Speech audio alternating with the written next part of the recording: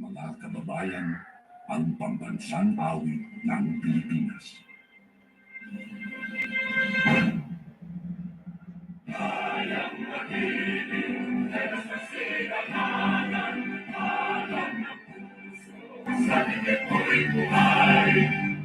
Ang dinig ang buweta ng pag-ibig, sa manlulupin, kita masisipin, sa kanalang tulong sa simulan, sa langit ang pagkaw, ay hinatang tulakaw, sa pagkayang minamahal, ang isang ng matawag ko'y nabuhay na nagkikigil, ang ituwid na parang nakailan, ang kanyang magkikigil, lumagang araw ng maraming pagsikla, buhay namin sa Pilipinas.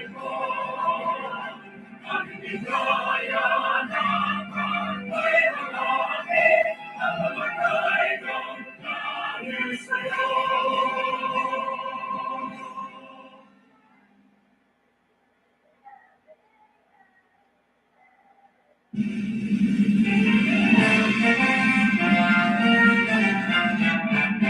Simula noon hanggang ngayon, isang naging nayon. Magkaisa ang manulo, kaibigan ay marunong. Tayong mula sa hamon ng bangka, niyamos ang panganib na umanila. Pinagano sa puso at paniniwala, ang ihawang para sa mga tao. Ang sanay na buhay, bumalabawis suot buhay, kapayapaan na kahungan, ay ang pinanglagantahan. Alhamdulillah, pagpalain mo sa mundo. Ang sabor, na ikang mamahalin, walang pipigil sa damdamin, mga pangako''y tutuparin. Habang buhay kami sa'yo'y magbabantay, mananatili sa puso't isipan. Ang kahapong ngunit ay nanabuhos sa buhay, nasa piling na ng may kapal. Ang sambay na buhay, bumalabawis suot buhay, kapayapaan na kahungan, ay ang pinanglagantahan. Alhamdulillah, alhamdulillah, pagpalain mo sa mundo.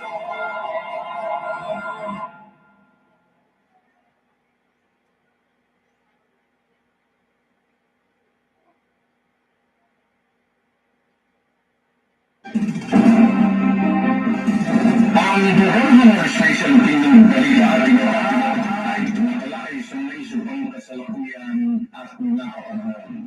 Makapolitika, makatingnan, makakomentaryo at balita, ang programa ito'y patas sa lahat. Walang kinikilingan, walang pinakampihan, at walang pinapamigan ang programa ito.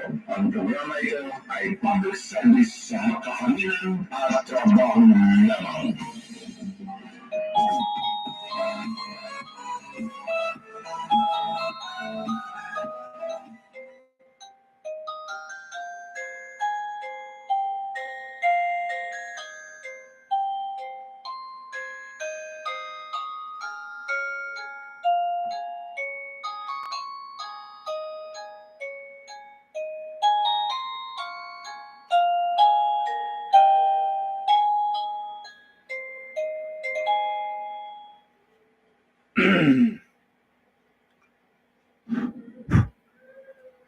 Okay, tingnan natin ang oras natin kasalukuyan, no? Okay, check-in time, time check natin. Lapitan natin ang mata natin, baka magkamali tayo. Okay, 17 minutos, pasado na po alas 6 ang programa, no? Ayan. Ay, may malaki na palang relo. Okay, salamat mga. Okay, meron na pala malaking relo, no? Okay, ang problema na lang natin, kalendaryo natin. Anong kalendaryo natin? Okay, asa ng Nobyembre 2023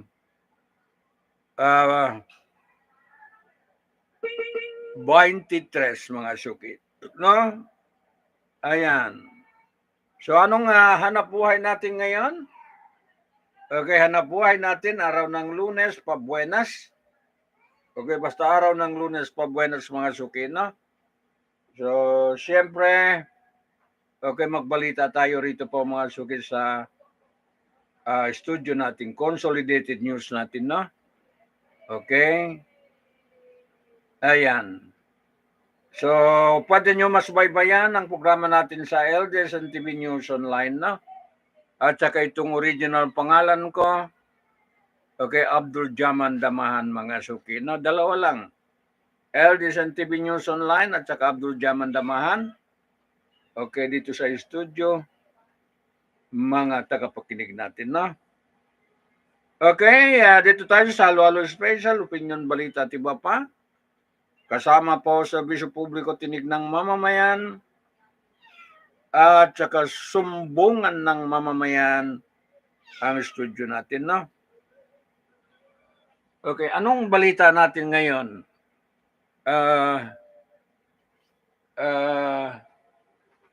Mga suki natin sa internet.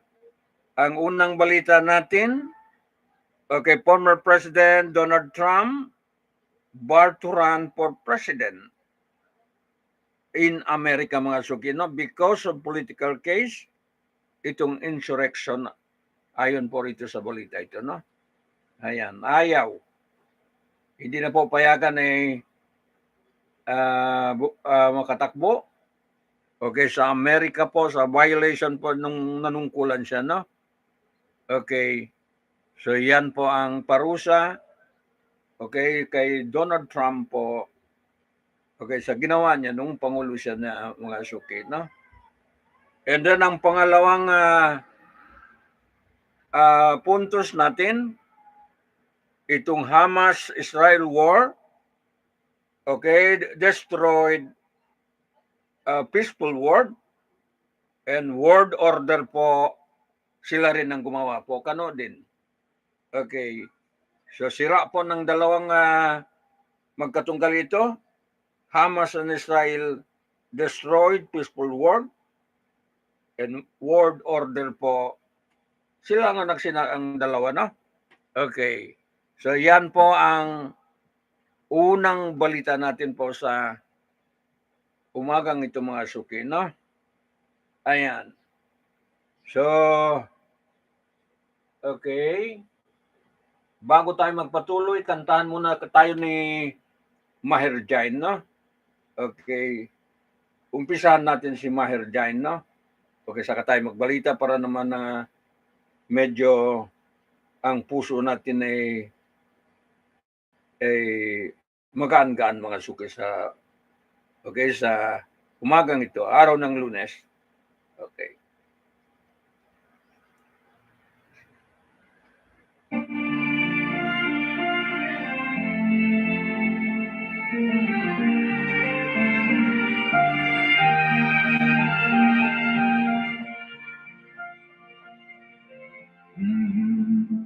يا من صليت بكل الأنبياء يا من في قلبك رحمة للناس يا من ألفت قلوبا بالإسلام يا حبيبي يا شافعي يا رسول الله بأمي وأبي فديتك سيدي صلاة وسلام عليك يا نبي حبيبي يا محمد أتيت بالسلام والهدى محمد حبيبي يا محمد يا رحمة للعالمين يا محمد من حليت حياتنا بالإيمان يا من بجلالك علمت الإحسان يا من نورت قلوبنا بالقرآن يا حبيبي يا شافعي يا رسول الله بأمي وأبي فديتك سيدي صلاة وسلام عليك يا نبي حبيبي محمد أتيت بالسلام والهدى محمد حبيبي يا محمد يا رحمة للعالمين يا محمد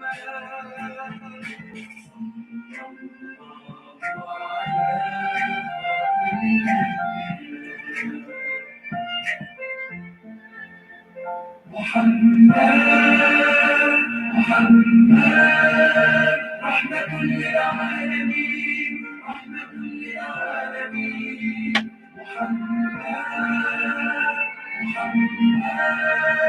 رحمة للعالمين رحمة للعالمين محمد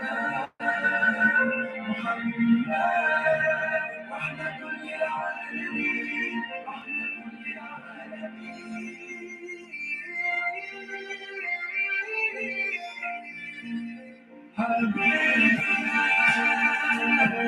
محمد أتيت بالسلام والهدى محمد حبيبي يا محمد يا رحمة للعالمين يا محمد حبيبي محمد أتيت بالسلام والهدى محمد حبيبي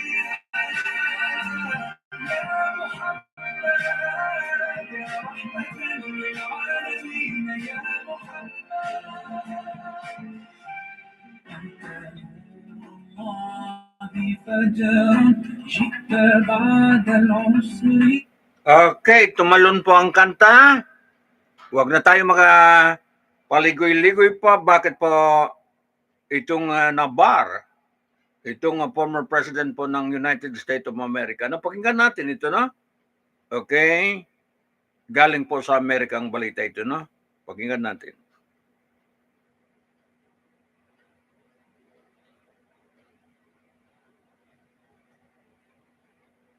Wala tayo marinig, ah. Okay. Ano? Insurrection or rebellion against the Constitution after taking an oath to defend it is ineligible. Sandali lang, no? Sa umpisa tayo, no? Okay. Ayan. Sa umpisa.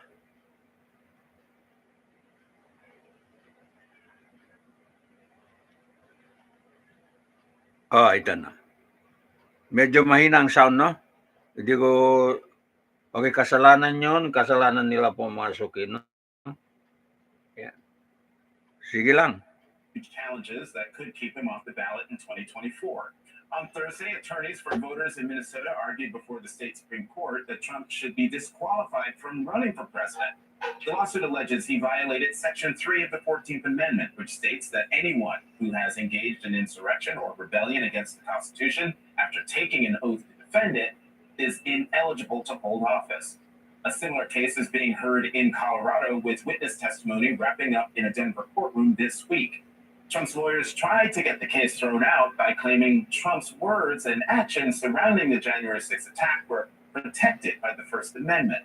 But Judge Sarah B. Wallace denied that motion.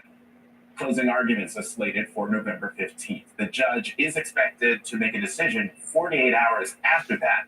But this historic and unprecedented challenge to Donald Trump's second White House bid could ultimately end up before the U.S. Supreme Court. Then what? Joining me now, Lawrence Tribe, Professor Emeritus at Harvard Law School and co-author of To End the Presidency, The Power of Impeachment. Professor Tribe, welcome back to the Sunday Show. What stands out to you in Colorado and Minnesota? Are they strong cases for disqualifying Trump? I think both of them are very strong cases, Jonathan. They seemed quite abstract until the evidence Okay, Alice, upo ako, no? was presented. The power of the argument that the Constitution means what it says, that those who take an oath to support it and then engage in rebellion or insurrection against it, against the Constitution, cannot be trusted to hold office again. And all of the arguments that it's too difficult to enforce all of this began to dissolve before our eyes during the hearing in Colorado and the oral argument in Minnesota. You recently co-authored a piece in USA Today where you point out that the burden of the decision will ultimately land at the steps of the Supreme Court, and the justices will, quote, face a crossroad. Explain that crossroad. Well, the crossroad will be whether they are prepared to take the Constitution at its word. They're being told that it's undemocratic to take someone off the ballot.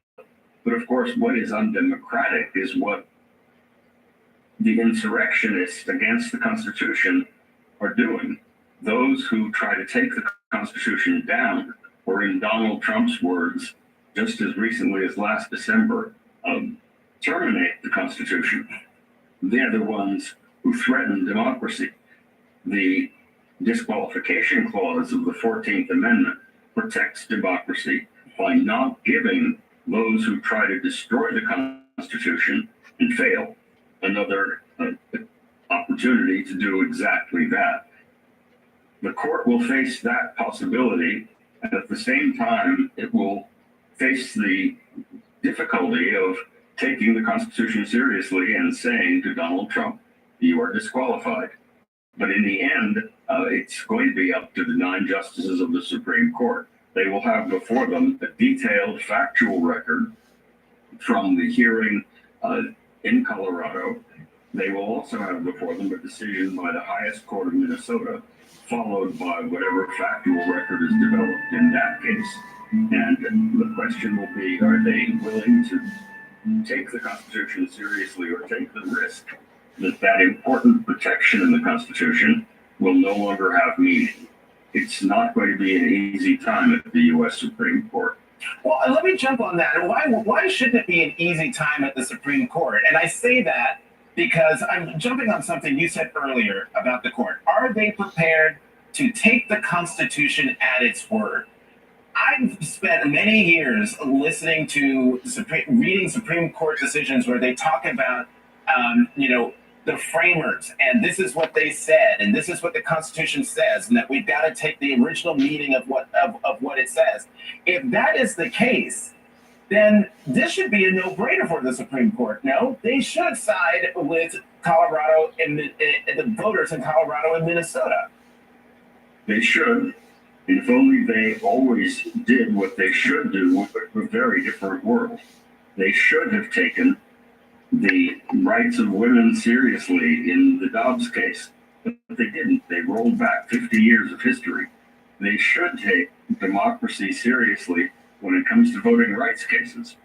But in Shelby County, they basically dismantled the Voting Rights Act. This court is not known for being the most principled we've ever had. And that's why I don't treat it as an easy matter. It ought to be much easier than I'm afraid it will be. One more question for you, Professor. Some critics have said that using the 14th Amendment like this could set a dangerous precedent, and the decision to remove Trump should be made at the ballot box. I'm persuaded by that argument. What's your response to that argument? The argument is that the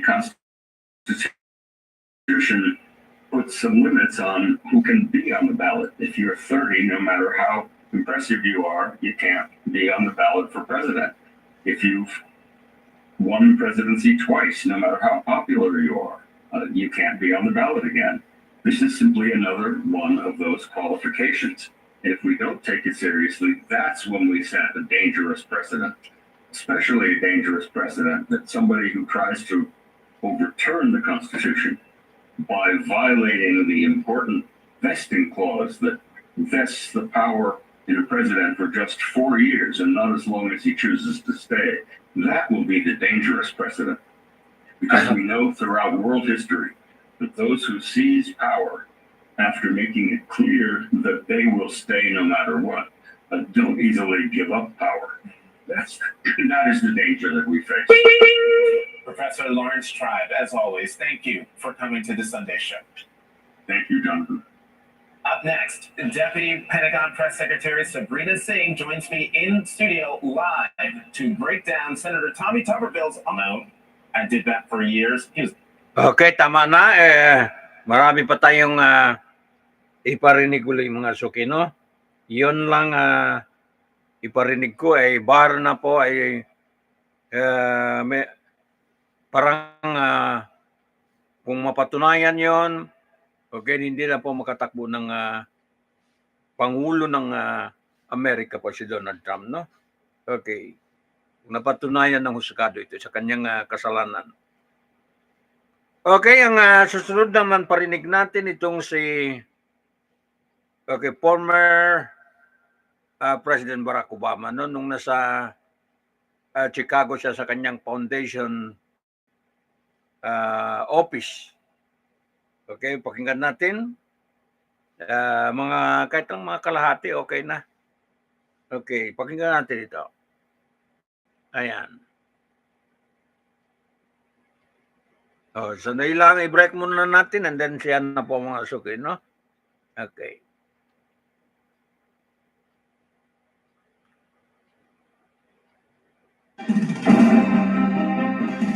Ang buong administration ng balita at ay tumatalakay sa may subang kasalukuyan at nakapanahon. Makapolitika, makatingnan, makakomentaryo at balita ang programa ay patas sa lahat. Walang kinikilingan, walang kinakampihan, at walang pinapamigan ang programa ito. Ang programa ito ay public service sa kakaminan at trabaho lamang.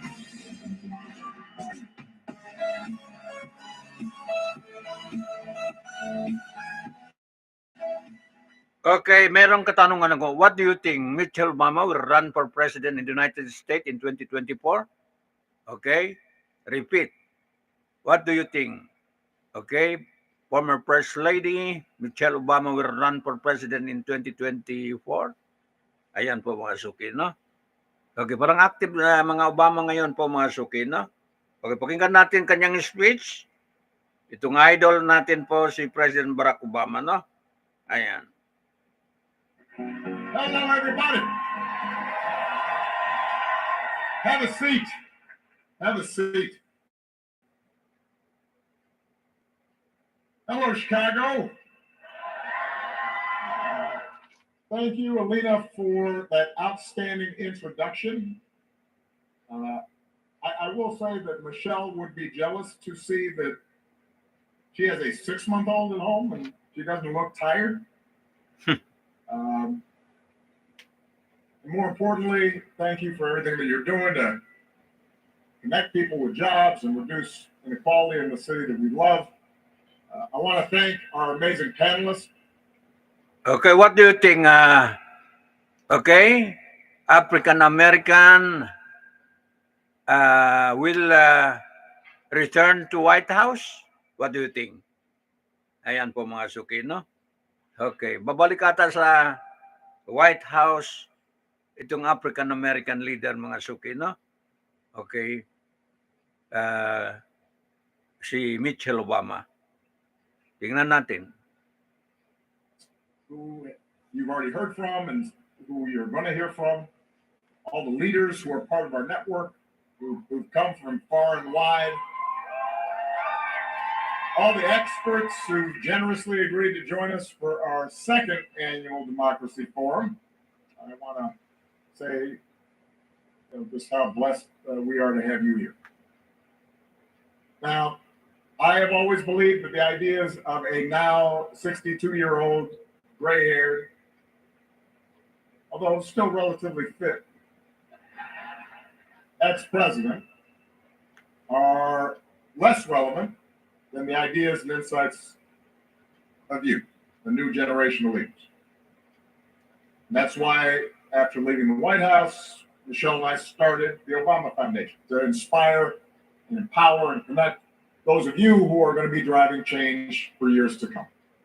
And we now have a global network of hundreds of young leaders from practically every continent who are tackling some of the most important issues of our time.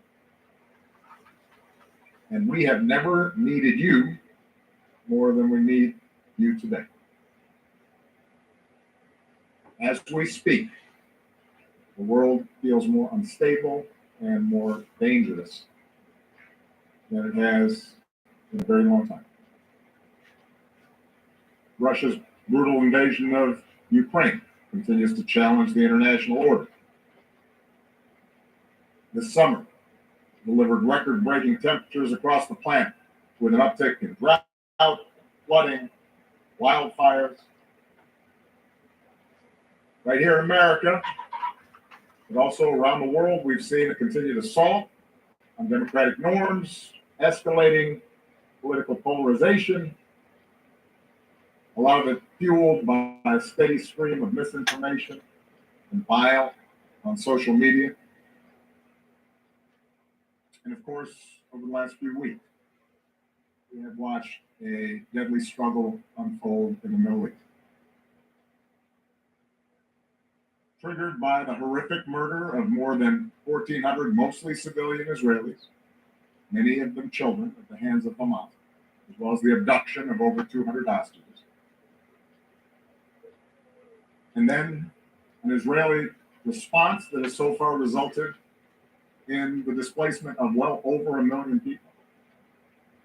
The death of at least 9,000 Palestinian civilians, thousands of them also children, the cutoff of water, food, electricity to a captive population that risks creating an even greater humanitarian crisis. And all of this is taking place against the backdrop of decades of failure to achieve a durable peace for both Israelis and Palestinians. One that is based on genuine security for Israel, a recognition of its right to exist, and a peace that is based on an end of the occupation and the creation of a viable state and self-determination for the Palestinian people.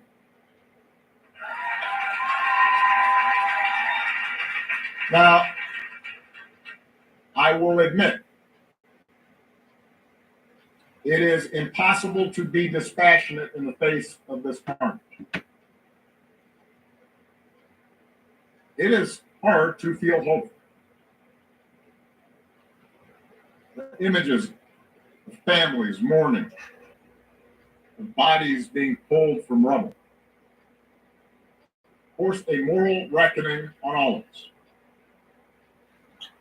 Moral reckoning. Has roiled college campuses, divided friends and allies, laid bare generational divides, and set off a surge of anti-Semitism and anti-Muslim sentiment. And even here, within our Obama Foundation family, we've had to through our anguish, our outrage, our fears, and our differences on the issues. Not so much differences in the outcome we wish for. I had a conversation with a group of you around this issue, and you were passionate and pushed me around some of the public statements I'd made. The issue is not a wish for different outcomes, an end to the killing, peaceful coexistence between two sovereign and free people, but rather different assessments of the path that we need to take in order to get there, and the roles each of us have to play in order to maximize the chances of what seems impossible right now. And yet, as heartbreaking as the news is right now, and it is heartbreaking, as daunting as all the challenges that we face may be, I stand here convinced that it is within our power, or more specifically within your power, to make this world better. That's what this Democracy Forum is all about. It's an affirmation of our shared, unyielding belief that war and racial division and religious conflict and poverty and hunger and catastrophic climate change are not inevitable. We're here because we believe that humanity can bridge our differences and make better choices, that we can see each other and listen to each other and imagine each other's hardships and pain. And that this better future is most likely to happen under democratic systems of government. Democracies in which everyone's dignity is recognized, where the rule of law and human rights are respected by everybody, where people have a voice in how they're governed, where we all have a stake in maintaining the social order, where we can disagree with each other, sometimes literally, without losing sight of the ties that bind us together. That's why we're here. That's the work you're doing. And if we're right, that a renewed commitment to democracy is a key ingredient to solving all our other big challenges, we have so much more work to do. Because right now we're up against a set of economic and technological and cultural trends. They're sweeping across the globe and they're weakening people's commitment to democratic values. And they are promoting violence and domination. They're making us blind to each other. They're making us cynical about our capacity to work together. Promoting violence and domination globally. What is he means? Last year's forum, Promoting violence one such trend. and dominating globally. How thought leaders and civic organizations, academia, tech sector are starting to reimagine the ways that we use this technology to strengthen communities instead of weakening them. How we can change the paradigm to reinvigorate journalism and combat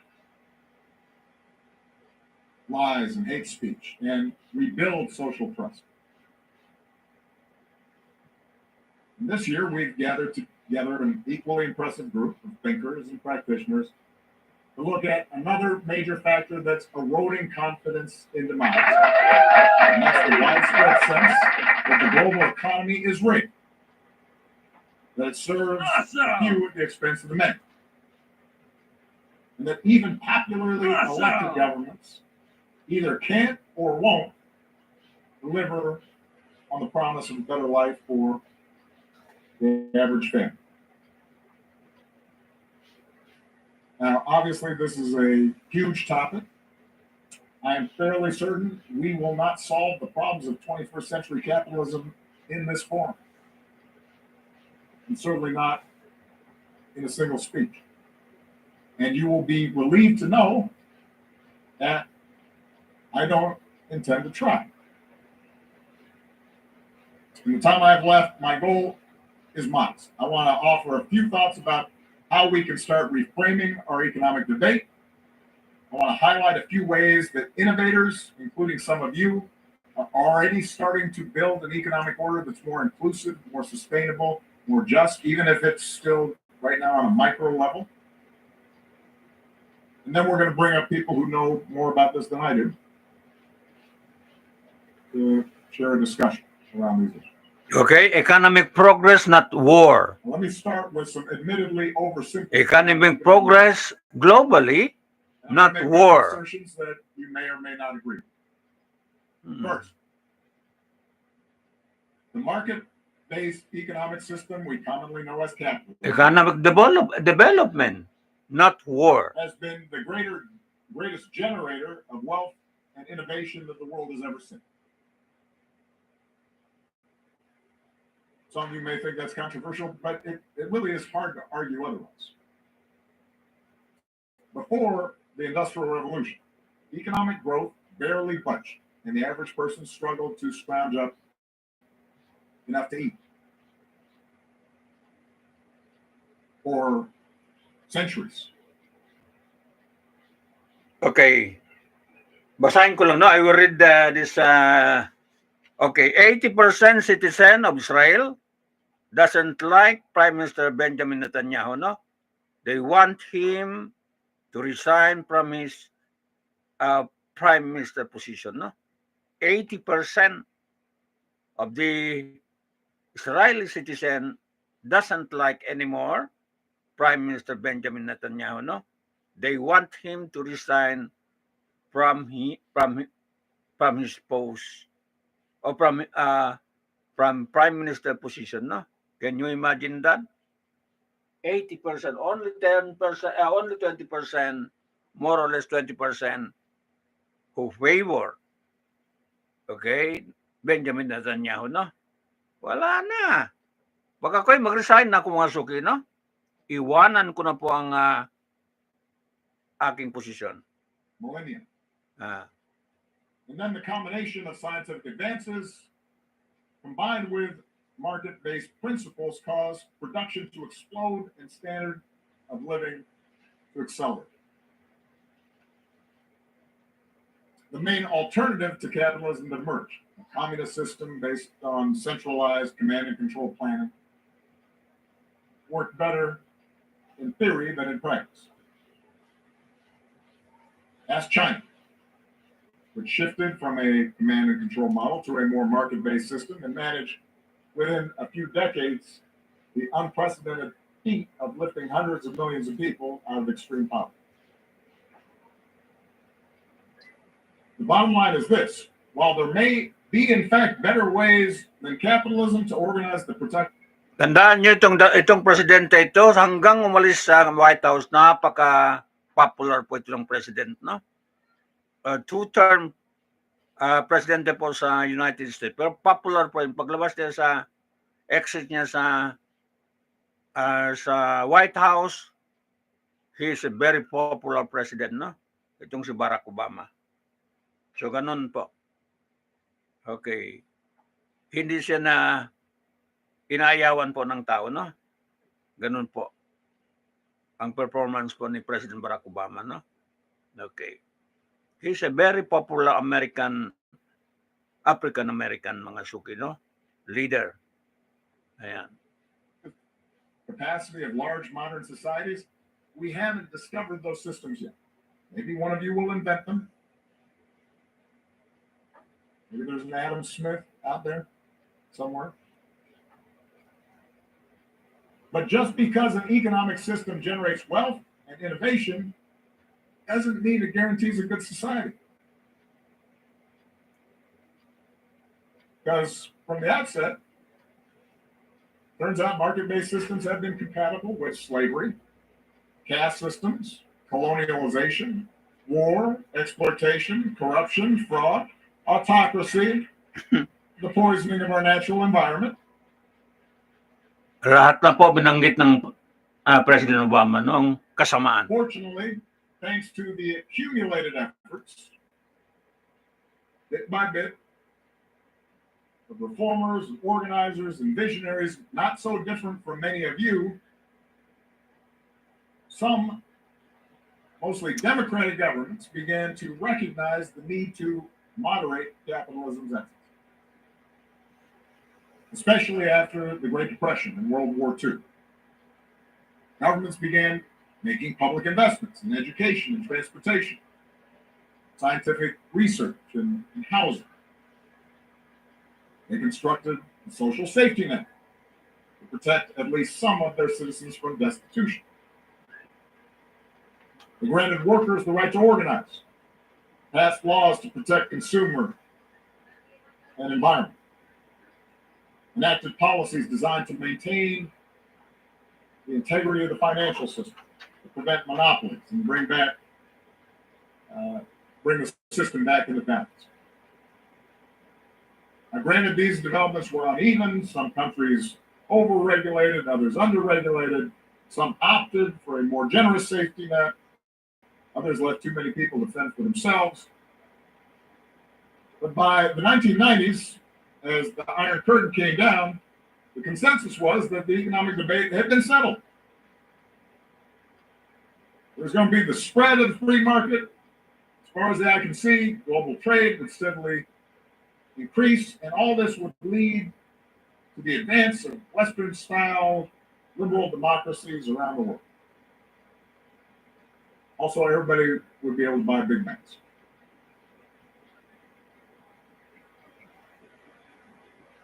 Most of you came of age just as that consensus is starting to unravel. Why is that? Well, it turned out that things like globalization, automation, the internet allowed big corporations and high finance to set up and do business anywhere. Shift money around with trillions with a click of a button. And, not surprisingly, many of them shifted money and operations to places with lower wages, lower taxes, fewer regulatory constraints, because for multinational corporations and high finance, that meant lower costs, higher profits, a bigger rate of return.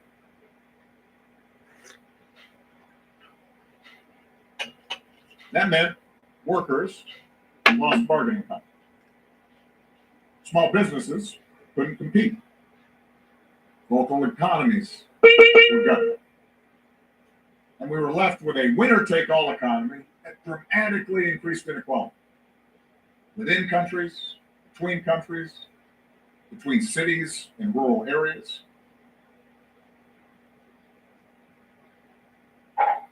The other thing is that as business and finance went global, governments, including democratic governments, had more trouble enforcing tax laws and regulations and trying to bring balance to the economy. In democratic countries, unequal economic power translated into unequal political power. And the wealthiest people, the largest corporations who could afford lobbyists, political donations, were able to press, to weaken labor laws, ease regulations, slash taxes, punch holes in the safety net, and reduce government investment in public goods. Meanwhile, China and Russia showed, once again, that capitalism actually could function quite nicely under authoritarian and or corrupt regime. And meanwhile, the financial crisis in 2008, just as I was about to become president, as well as the pandemic a decade later, showed how in a more connected world, vulnerabilities anywhere could put every economy at risk.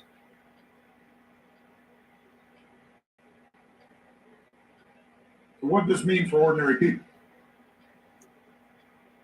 Even in the richest countries, all these trends led to stagnant wages, lower savings, more debt, greater job insecurity, higher costs, and maybe most profoundly, increasing doubt that their children would be able to match, much less exceed, their own living standards. More and more people came to believe that their government wasn't looking out for them, and that politics was a zero-sum game. And as anger and frustration rose, so did anti-immigrant sentiment. So did right-wing populism. So did a strident nationalism. that has all too often led to the promotion by politicians of anti-democratic ideas and has often led to international conflict. So, how should we respond? There are some who argue that capitalism's overwhelming emphasis on growth and consumption is the problem. It's voracious consumption of our planet's resources. The sense that the only measure of our well-being is more stuff. And I think, particularly in light of the potential for catastrophic climate change, I think a lot of people in your generation are thinking in those terms. And there's wisdom in some of this. Reforming our economy, as I'll return to at the end of this talk, really does require not just better policies, but a shift in our mindset. But I'm going to argue that growth, productivity is still important. Those of you who are idealistic and progressive and are upset about inequality, you can't ignore growth. You can't ignore making the economy work, wherever you are working. Whatever level of development in the communities where you are affiliated with may be. In Asia, in Africa, in Latin America, in inner cities here in the United States, in rural communities here in the United States. In some cases, in places where the highest birth rates and the youngest populations are growing up, there are millions, in some cases billions of people who still lack reliable electricity, adequate shelter, access to medicine. Even if we could redistribute all the wealth in equity, it still wouldn't be enough to lift all those people out of poverty. We'd still need economic growth to do that. Also, in richer democracies like the United States or Europe, it's always been easier to build support for more robust social programs and more public investment, more opportunity for marginalized groups, and more generous foreign assistance when the economic pie is getting bigger. People's wages are going up and people feel more secure. When things get tighter, people start feeling a little more selfish. So while it's important for us to focus on sustainable growth and inclusive growth, broad-based growth, we can't afford to ignore growth impact. Which brings me to a related point. With automation replacing so many blue-collar jobs and pretty soon white-collar jobs, with the problems we've seen with social media, there is a temptation to blame technology itself for much of what ails us. And again, there are elements of truth in some cases to some of the work that's been done on the effects of and disruptions of technology. But the truth is, automation and disruptive technologies are not going away. It's hard to find an instance in human history where something's invented and isn't used. Whether that's printing press or gunpowder or the computer. In fact, technological disruptions are only going to accelerate as AI models get more sophisticated. I think you may have already heard that from a panel, or maybe it's coming up. And there are some big risks associated with AI. And I'm encouraged that the Biden administration and other governments are beginning to recognize that and build out a possible regulatory framework to guard against those risks, and in some cases, slow down the widespread rollout of more powerful models before they've been tested. But it's coming. And in some cases, we're actually going to need AI and other powerful new technologies to help us solve tough problems like the transition to a zero carbon economy. That's a hard thing to do. We can come up with pathways for new carbon-free energy sources. We have to seize it. So the question isn't how to stop these advances from happening completely. It's how to make sure they're subject to public debate and consider public safety and welfare concerns, and that the benefits of these new technologies flow to everyone, and that they're accessible not just in places where they're invented or the companies that make them, but also in other countries and in poor communities. So with that framework in mind, let me quickly preview some of our work, some of the key opportunities that our working group identified to build a more inclusive and sustainable economy. At the top of the list are measures that can not only help workers find a job, but also get a bigger share of the economic pie, to return that balance. At the macro level, that starts with us making sure our governments, those in charge of managing the economy, support fiscal and monetary policies that encourage full employment. For decades, economists told us we couldn't go below a natural unemployment rate. They estimated it might be around 5.5% without sparking inflation. But as it turns out, there's nothing natural about a steady unemployment rate that leaves millions of people out of work, and that is twice as high in some cases in African American communities or in rural communities. And recent experience right here in the United States shows that government actually can bring unemployment down to just under 4% while keeping inflation managed. Lower unemployment and tighter labor markets give workers more power to ask for higher pay and move to better jobs. But it doesn't eliminate the ups and downs in the business cycle. So over the long run, we can't just rely on the Federal Reserve or a bunch of remote government officials.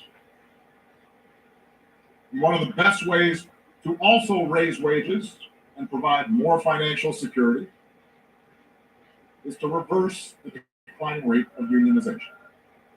Now, I will give you a few quick statistics for the United States. Obviously, there's an international audience with differences, but I know U.S. pretty good. Here in the U.S., at the peak of union power in the 1950s, about a third of private sector jobs were unionized. 1/3. And correspondingly, a larger share of the nation's GDP went to ordinary workers. And income inequality was at a low ebb. And the economy grew at a consistently high rate. Since then, the rate of unionization has steadily fallen. Not by accident, not because it was inevitable, but because of a combination of policy and business and economic changes. Conservative state legislatures passed so-called right-to-work laws. Congress and federal agencies weakened national collective bargaining rules. Manufacturers shifted operations to right-to-work states, or, as we already noted, offshored, shifted jobs out of the country, and those that remained, they perfected techniques to beat back organizing drives. Meanwhile, the economy grew primarily in the service sector, which traditionally hadn't been the focus of unions. Take that all together, and the result is that today only 6% of private sector jobs in the U.S. are unionized. 6% of private sector jobs are unionized. In the UK and Canada, it's twice that. Still not great. The good news is that positive attitudes towards unions in the U.S. are the highest that they've been in more than 50 years. And we've also seen successful strikes, most recently between auto workers and the big three automakers, that show the power of unions to get a better deal for their workers. So we need to take advantage of this changing mood to push for stronger labor laws, both at the national level and the state levels, and we should support international movements, create unions in other economies. But if unions want to grow their memberships, they're also going to have to change how they do business. For example, unions used to be most heavily represented in manufacturing industries with predominantly male workforces. Oftentimes, those unions, not all, but many, and especially the trade unions here in the United States, were not particularly welcoming to folks that look like me.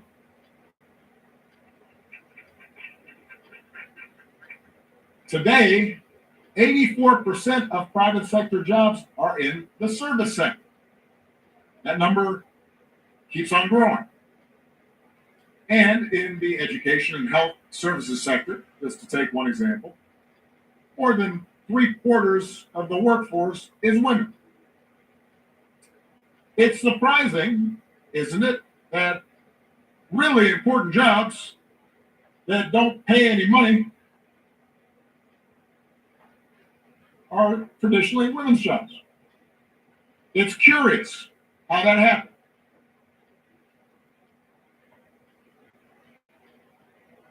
Now, to organize those workers in these fastest growing sectors, it won't be enough to just negotiate over wages and traditional benefits, although that's really important. Unions are also going to have to find new and creative ways to meet the needs of these new workers. And those needs may not match up with somebody who was working on the factory floor. It may include things like continuing education, or reliable and affordable childcare, or the ability to adapt to new technologies. Now, already some unions are doing just that.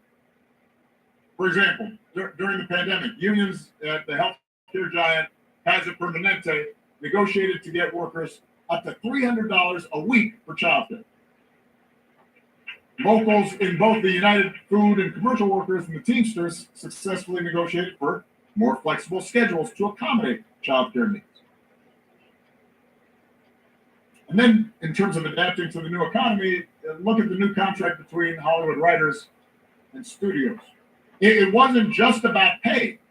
It also stipulates that studios can't treat AI-generated content as quote-unquote source material, and then force screenwriters to clean up whatever Joe and ChatGPT generated for less credit and a lower fee.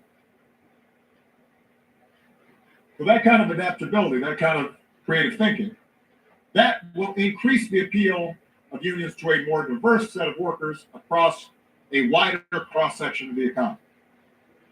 And by the way, it also has the potential to be good for business. Because if workers are satisfied, they're not stressed, if they're not trying to deal with what to do with a young child at home, that boosts productivity, reduces high turnover rates. And that matters in terms of how your business performs. Second thing we need to think about: how do we adapt the social safety net to new economic realities? I already talked about this. There's always been a difference in size and scope of social benefits that various democracies or non-democracies provide their citizens. Among rich countries, the U.S. has a particularly stingy safety net. In contrast, the citizens in the Nordic countries, they historically have been willing to pay significantly higher taxes to support more high-quality public services and more generous social insurance benefits. What accounts for the difference? Well, it turns out that one of the foundations for building political support for a strong safety net is high measures of social trust. People need to believe that everybody is putting money into these programs and everybody is taking money out. That right now I'm doing okay, but I might lose my job. I might get sick. Something might happen. There, but for the grace of God go I. So that I don't resent it when I'm not sick. Somebody else is down on their luck. That kind of social trust is easier to do in smaller countries where everybody is named Sven.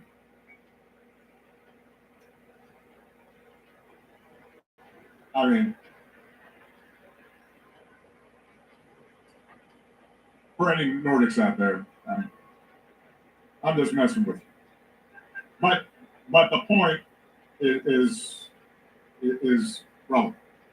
It is harder to build social trust and hence generous social programs in big, diverse countries like the U.S., where, let's face it, politicians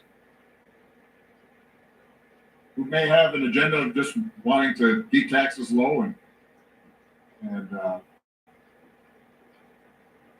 not have to put in. Now, they can play on racial stereotypes about reloading minorities that we can support for social insurance. But if our goal is to build social cohesion and strengthen democracy, then moving closer to a Nordic model makes sense.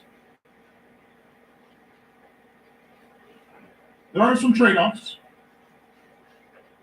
but as long as government programs are well managed and transparent, more public benefits in exchange for higher taxes typically means lower inequality and greater economic security for everybody. It also means high-quality public schools. In Finland, in Denmark, rich people send their kids to the same schools as poor people because the schools are super good with really well-paid, highly trained, high-status teachers. And that produces well-educated, healthy citizens who also have shared experiences. And that in turn makes them more invested in how their government works and more invested in maintaining these social programs and creating good outcomes for the next generation. So that's my view about making social programs more robust. But whether we're talking about Denmark or the United States, rapid changes in the economy are still going to require other changes in the design of social insurance programs. So in the US, for example, the rise of self-employment, people's much more likely to churn between jobs, means healthcare, retirement plans, unemployment insurance can't be tied to a particular job or employee. Right? That idea of portability, it goes with you. That part of that's part of what the Affordable Care Act was all about. But we need to do more of that. And if AI ends up eliminating entire categories of jobs. If it means that as much stuff or as many services can be produced with fewer workers, not just on the factory floor, but in law firms or in graphic design shops, we may need to consider bigger changes, and we should start talking about that now. Things like a shorter work week, or a universal basic income, or guaranteed income. Ideas that can spread work around and supplement the incomes of people as they shift to the much needed work that I mentioned earlier that can't be automated, that a program alone can't do. Things like childcare and education and healthcare and elder care.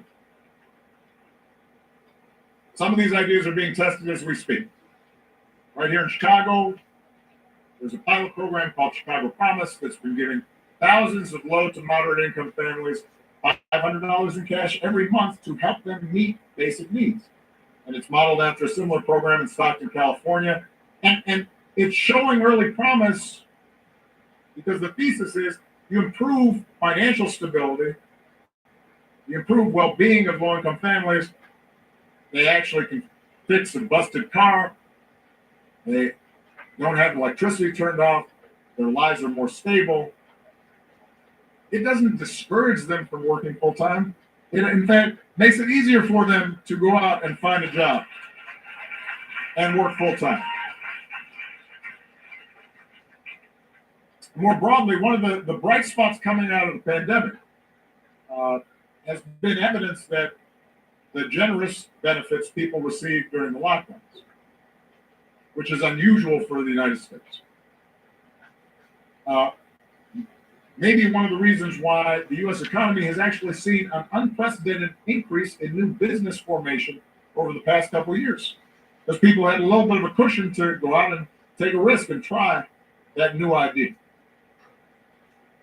And that's the thing about giving people a safety net and helping them achieve their basic needs. Not only does it relieve hardship, not only does it strengthen our democracy, it can also empower people to be more productive and raise their ambitions and set an example for their children. And that benefits all of us. And that benefits the economy. And that benefits business. All right, number 3. We need to work on how to enforce tax and regulatory standards across national borders. As I said earlier, in every country, the wealthy, the biggest corporations, wield disproportionate political influence. And they typically use it to push back against taxes and regulations. Globalization only increases their leverage. They can shift money and operations anywhere. Even the threat of doing so often leads governments to engage in what I call a race to the bottom. They compete to see who can create the most quote-unquote business-friendly environment, which means letting companies do whatever they want. The only answer to this is more global cooperation. And of course, that is not easy to do. When we got wars in Ukraine, in the Middle East, and you've got increasing hostility between the United States and China. So this is not a short-term project. Part of what also makes it harder is, although over the long run, it's in the interest of all countries to regain some measure of control over their economies. In the short run, small countries may decide, us serving as a tax haven for the wealthy, us disregarding environmental or labor laws, it's our only chance to develop. Though, in some cases with less than scrupulous regimes, it may also be an optimal way to engage in corruption. Now, the good news is we're starting to see examples, despite all the challenges internationally, we're starting to see some examples of strategic cooperation on this issue. So, for instance, 2 years ago, more than 130 countries agreed to a global minimum tax as a way to stop this race to the bottom trend. Countries are supposed to share information, enforce mutually their tax standards. And it's still early. Getting every country to actually enforce the agreement is going to be hard, but it's a start. We should build on this approach. We're going to need similar international agreements to maintain global trade and shift to a more sustainable and clean energy economy. On trade, over the last century, trade has allowed poorer countries to pursue an export-driven strategy to develop themselves by accessing wealthier markets. A lot of time it's just extractive industries. It does not help those countries develop. In some cases, it is. In any event, increasingly, that bargain may not work. And part of the reason is because countries like China have gained the system. They flooded export markets long after they've become one of the two biggest economies in the world and had moved into so-called middle-income status.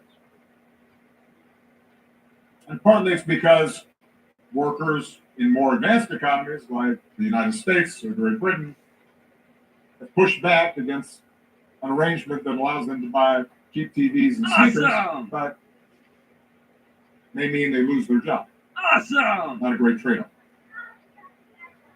We're building a trade regime that helps everyone and not just some, and that can garner political support will require new models of cooperation. We're going to have to create trade deals where wealthy countries are willing to open up to the poorest countries, even if those poor countries don't completely reciprocate. They're allowed to protect some of their own infant industries. But once those countries graduate to middle-income status, like China, and they have to provide more reciprocal access and start relying more on expanding their own internal markets in order to grow. And that same principle is going to be crucial if we're going to deal with climate change. Countries like China, countries like India, not to mention most of the African continent, they're absolutely right to insist they shouldn't be expected to sacrifice their own development. Well, we're driving our SUVs. Their people still have a smaller carbon footprint on a per capita basis. Most of the problem was created by countries in the global north. All true. But the planet is cooked if they keep burning fossil fuels the way we have in the past, the way we're doing now, and the way they're doing now. But the United States could reduce its emissions down to zero tomorrow. But if China and India kept on going at their current trajectory, we still have a problem. The good news is that innovation has actually driven the price of clean energy down more than even the most optimistic projections predicted. So now we need to encourage both more private investment and faster adoption and transition to clean energy. That's what President Biden did when he signed the Inflation Reduction Act, the most ambitious investment in combating climate change in history. But the world is also going to have to subsidize the transfer and adoption of some of these latest clean energy technologies to the global south and help these countries build up the necessary infrastructure. The Paris Accord recognizes this. Not all countries have to do the same thing under the deal, but every country has to do something. The thing is, we have to move fast. Not only because climate change will impact every country, but because it's likely to worsen problems like mass migration, cross-border conflicts that stress our democracy. Which brings me to the last key issue that our working group explored.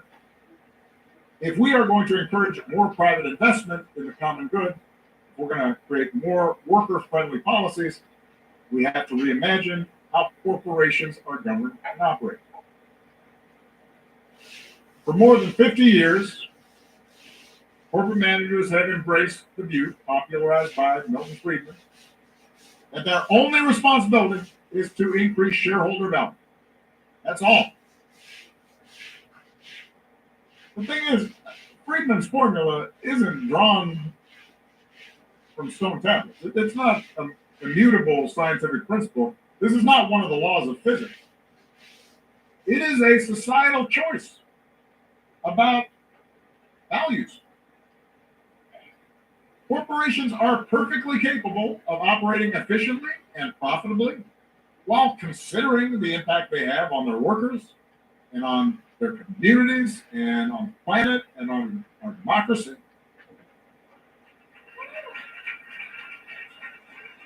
And I would argue that taking that broader view may actually improve their bottom line. Because in today's interconnected world, the best companies have to consider long-term strategies that will help them retain talent or recruit talent from an increasingly diverse workforce.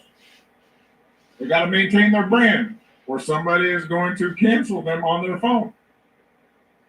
They have to continue to innovate. Narrow obsessions with quarterly earning reports to satisfy Wall Street often makes that harder. And despite what some politicians might say about companies acting too woke, your generation is less and less interested in doing business with or working for companies that are not good corporate citizens.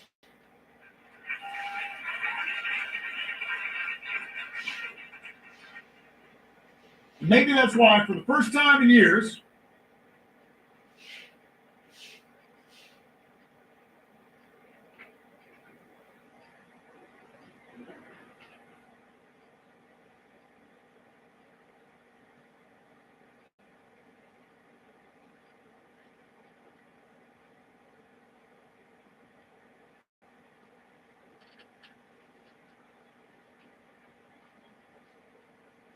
Okay, natapos na ata. Wala na po mga suki. May gitsang oras na. Okay, wala na tayong news muna. Special ay binarinig lang natin po ang lecture po ng former president, no? Ayan.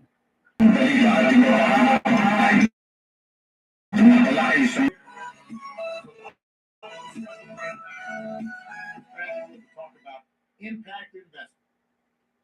The idea is financial institutions. Okay.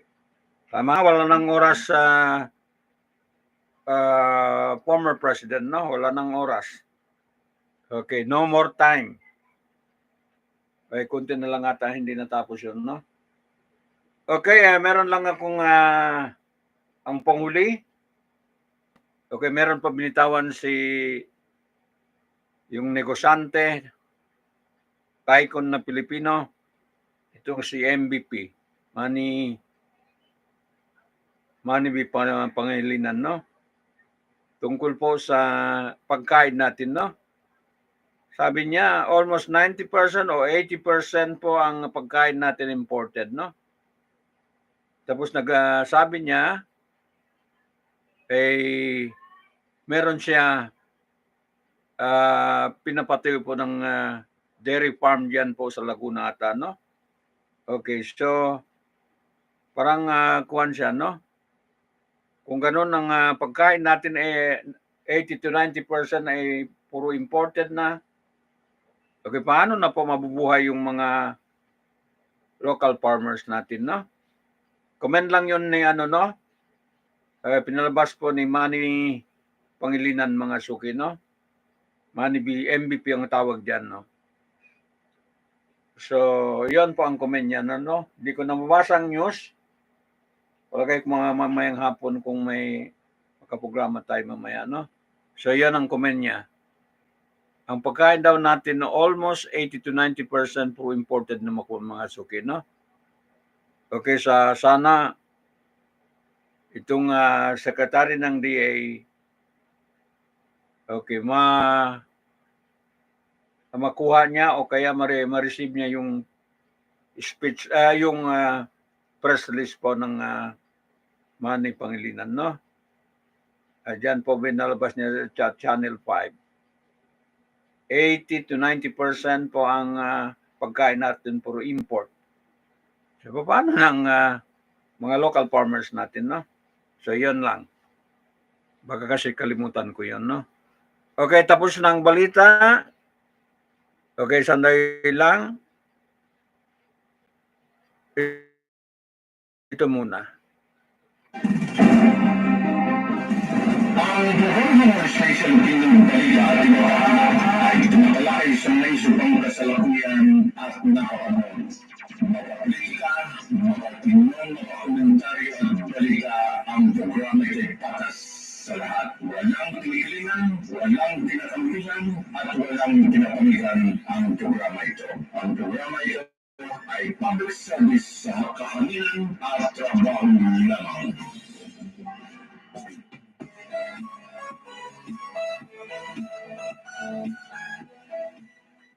Ayan. So, parinig natin ito. Dahil ibig sabihin, wala na tayong program ngayon. Tapos na. Ito po.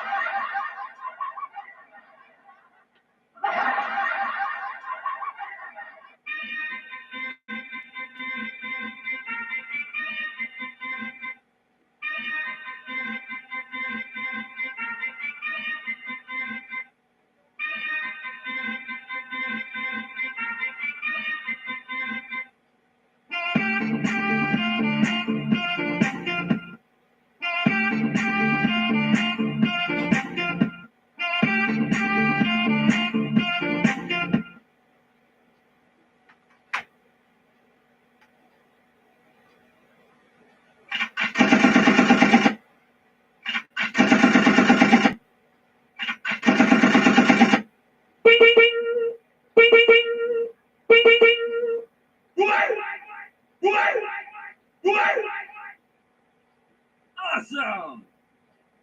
Awesome! Awesome! Okay, paalam tayo dito sa umagang programa natin. Babalik tayo mamayang hapon. Okay, dito po sa Consolidated News natin. Ayan. Sa programa po Halo-Halo Special Opinion Balita at iba pa. Okay, kasama po sa Serbisyo Publiko, Tinig ng Mamamayan. Ayan. Okay, at saka participation ng mamamayan, yung mga reklamo ng mamamayan, no? Okay. So dito lamang po sa ADLSNTV, okay, in the heart of Filipinos plus global citizen and global community para sa lahat mga suki, no? Yan po ang purpose ng programa, mga suki, no? Okay.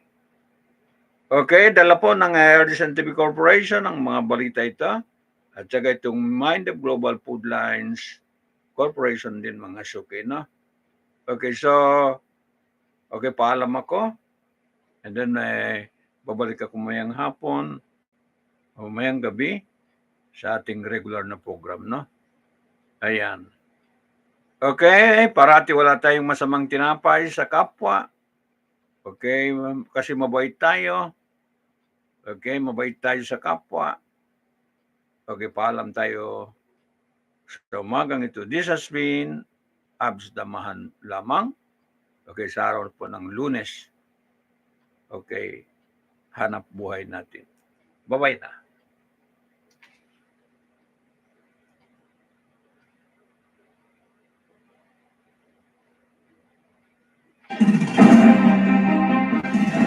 Ang Government Station Pinagbalita at Iwahan ay tumatalakay sa may subang kasalukuyan at nakapanahon. Makapolitika, makatingnan, makakomentaryo at balita ang programa ay patas sa lahat. Walang pinigilingan, walang tinatampihan at walang ay public service sa kahanginan at trabaho lamang.